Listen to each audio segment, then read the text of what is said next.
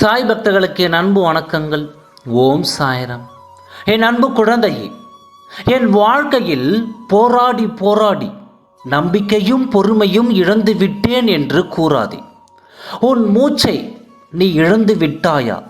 இல்லை தானே. உயிர் வாழ்வதற்கு மூச்சு எவ்வளவு முக்கியமோ அதே போலத்தான் வாழ்க்கையில் வெற்றி பெற நம்பிக்கையும் பொறுமையும் உயிர் மூச்சாக வேண்டும்.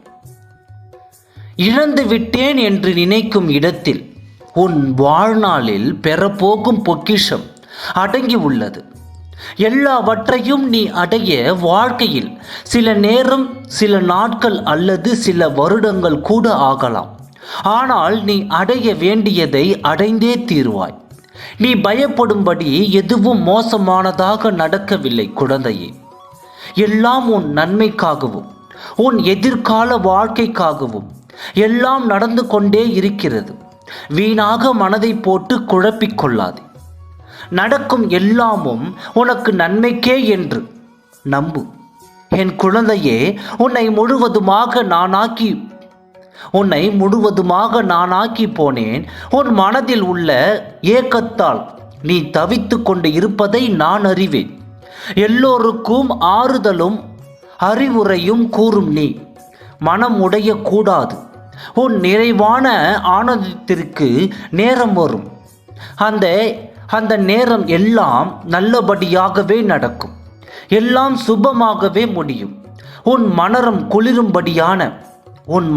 குளிரும்படியான நல்ல முடிவு கிடைக்கும். எந்த ஒரு காரியமும் சுலபமாக முடிந்துவிடும்.